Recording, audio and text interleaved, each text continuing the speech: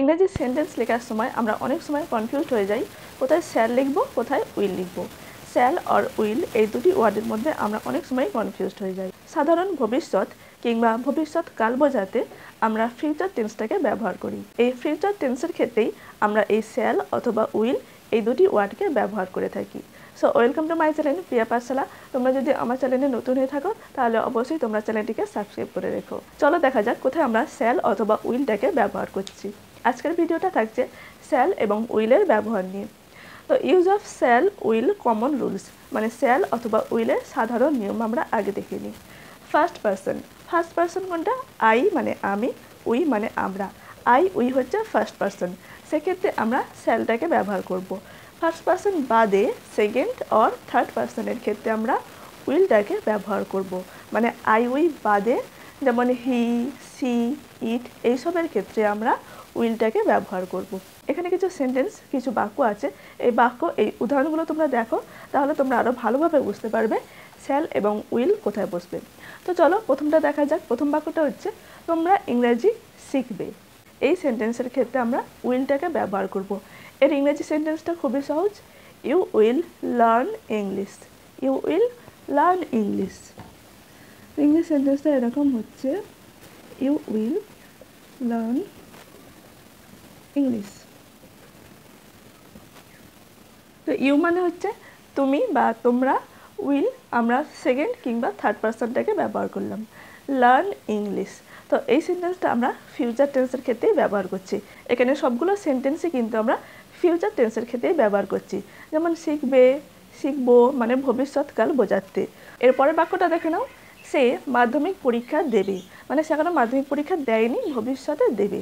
তাহলে এই সেন্টেন্সটা আমরা ফিউচার টেন্স বোঝাতে ব্যবহার করছি।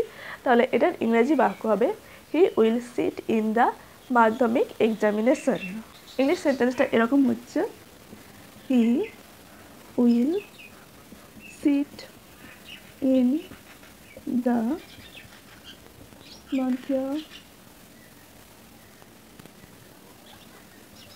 examination. He will sit in the মাধ্যমিক এক্সামিনেশন, মানে সে মাধ্যমিক পরীক্ষা দেবে। তো এই সেন্টেন্সটা আমরা ফিউচার টেন্স বোঝাতে ব্যবহার করছি। এরপরে বাক্যটাও দেখে নাও, তোমরা সেখানে যাইবে, মানে এখনো যায়নি, যাইবে, ভবিষ্যতে যাবে আর কি। এটার ইংরেজি বাক্যটাও খুব সহজ, you will go there. English সেন্টেন্সটা এরকম হচ্ছে, ইউ উইল গো দেয়ার।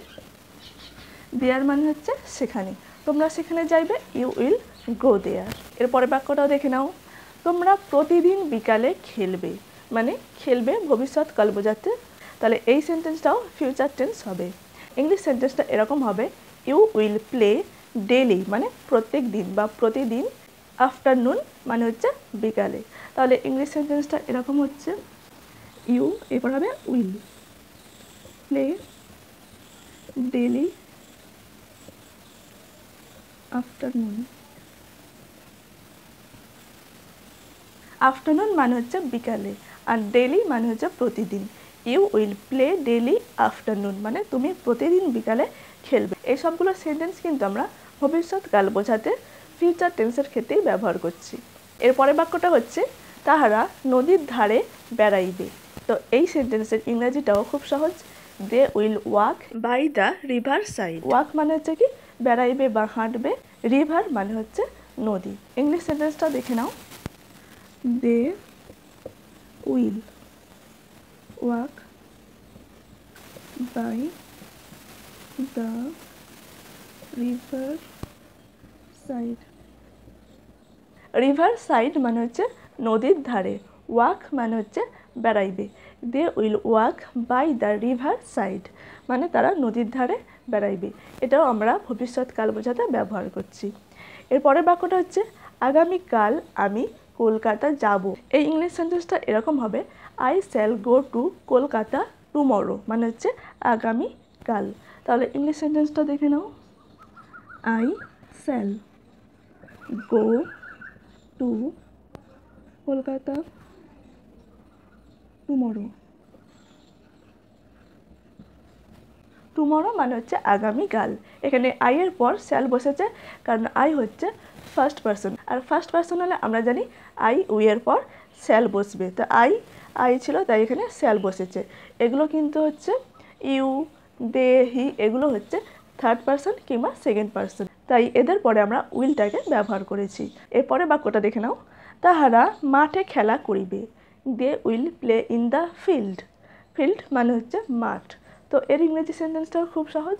তো ইংরেজি সেন্টেন্সটা এরকম হচ্ছে, they will play in the field. They will play in the field, এটা হচ্ছে, তো সুতরাং they will play in the field. তো এখানে দেখো দে আছে, আর দে হচ্ছে কি সেকেন্ড পার্সন কিংবা থার্ড পার্সন, তাই আমরা দে পর উইলটাকে ব্যবহার করলাম। এখন আমরা দেখে নিই শ্যাল এবং উইলের বিশেষ নিয়ম, মানে স্পেশাল রুলটা কি সেটা দেখে নিই। এর আগে আমরা দেখেছিলাম শ্যাল এবং উইলের সাধারণ নিয়ম, এটা থাকছে স্পেশাল রুলস মানে বিশেষ নিয়ম। এখানে দেখো ফার্স্ট পার্সনের ক্ষেত্রে আমরা উইলটাকে ব্যবহার করব। এর আগে আমরা ফার্স্ট পার্সনের ক্ষেত্রে শ্যালটাকে ব্যবহার করেছিলাম, এখন আমরা উইলটাকে ব্যবহার করব।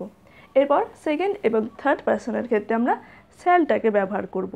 এর আগে আমরা সেকেন্ড এবং থার্ড পার্সনের জন্য উইলটাকে ব্যবহার করেছিলাম, কিন্তু এখানে আমরা সেকেন্ড এবং থার্ড পার্সনের জন্য শ্যালটাকে ব্যবহার করছি।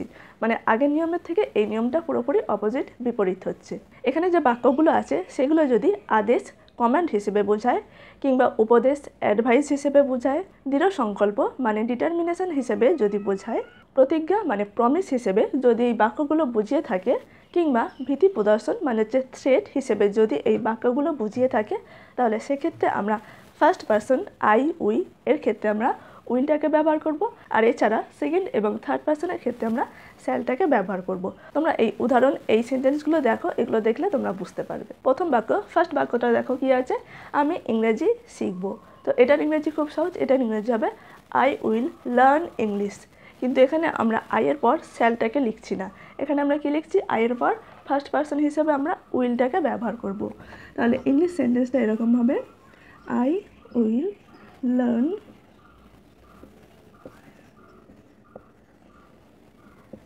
English. I will learn English, এখানে আমরা ফার্স্ট পার্সনের পরে উইলটাকে ব্যবহার করলাম। আমি ইংরেজি শিখব, এই বাক্যটি একটি দৃঢ় সংকল্প ডিটারমিনেশন হিসেবে বোঝাচ্ছে, তাই আমরা এখানে ফার্স্ট পার্সনের ক্ষেত্রে আই উইলটাকে ব্যবহার করলাম। তো এর পরের বাক্যটাও দেখো, তোমরা কখনো মিথ্যে কথা বলবে না। তো এই বাক্যটা কি বোঝাচ্ছে, এই বাক্যটা বোঝাচ্ছে হচ্ছে উপদেশ হিসাবে। তো অ্যাডভাইস হিসেবে যদি বাক্য বোঝায়, তাহলে সেক্ষেত্রে আমরা ফার্স্ট পার্সনের ক্ষেত্রে আমরা উইলটাকে বসাবো, আর সেকেন্ড এবং থার্ড পার্সনের ক্ষেত্রে শ্যালটাকে বসাবো। ইউ শ্যাল নেভার টেল এ লাই।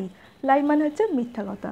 তাহলে ইংলিশ সেন্টেন্সটা এরকম হচ্ছে, ইউ শ্যাল নেভার টেল এ লাই মানে হচ্ছে মিথ্যা কথা। তাহলে এখানে দেখো ইউ এর পর আমরা শ্যালটাকে ব্যবহার করলাম, কারণ এই বাক্যটা একটা উপদেশ অ্যাডভাইস হিসেবে বোঝাচ্ছে। আর এর আগের নিয়মে আমরা ইউ মানে হচ্ছে সেকেন্ড এবং থার্ড পার্সনের ক্ষেত্রে কিন্তু আমরা উইলটাকে ব্যবহার করেছিলাম। এরপরে বাক্যটাও দেখে নাও, তোমরা গোলমাল করিবে না। এই বাক্যটা কি বোঝাচ্ছে, একটা আদেশ কমান্ড হিসেবে বোঝাচ্ছে। এটার ইংরেজি সেন্টেন্সটা খুব সহজ, এটার ইংরেজি হবে you shall not make a noise. Noise মানে হচ্ছে কি গোলমাল। তো ইউ শ্যাল, ইংলিশ সেন্টেন্সটা এরকম হচ্ছে, you shall not a noise. You shall not make a noise, এই বাক্যটা একটা আদেশ মানে কমেন্ট হিসেবে বোঝাচ্ছে। এর পরের বাক্যটা হচ্ছে, আমরা আত্মসমর্পণ করিব না। অনেক সময় কি হয়, চোর ধরা পড়ার পরে পুলিশের কাছে আত্মসমর্পণ করে না।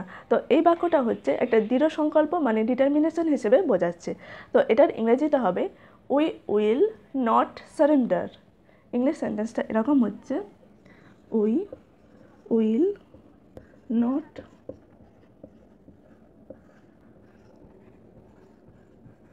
We will not surrender. Surrender মানে হচ্ছে আত্মসমর্পণ, আর করিব না নট, এখানে যেহেতু না আছে তাই আমরা এখানে নটটাকে ব্যবহার করলাম। এরপরে বাক্যটাও দেখে নাও, তোমরা মহৎ ব্যক্তিদের পদাঙ্ক অনুসরণ করিবে। এই বাক্যটা একটা উপদেশ অ্যাডভাইস হিসেবে বোঝাচ্ছে। এর ইংলিশ সেন্টেন্সটা এরকম হবে, you shall follow the footstep of great man মানে হচ্ছে মহৎ ব্যক্তিদের। তাহলে ইংলিশ সেন্টেন্সটা এরকম হচ্ছে, ইউ শ্যাল, তাহলে ইংলিশ সেন্টেন্সটা এরকম হচ্ছে, you shall follow the footsteps of great man. You shall follow the footstep of great man. পদাঙ্ক মানে হচ্ছে ফুটস্টেপস, আর মহৎ ব্যক্তি মানে হচ্ছে গ্রেট ম্যান।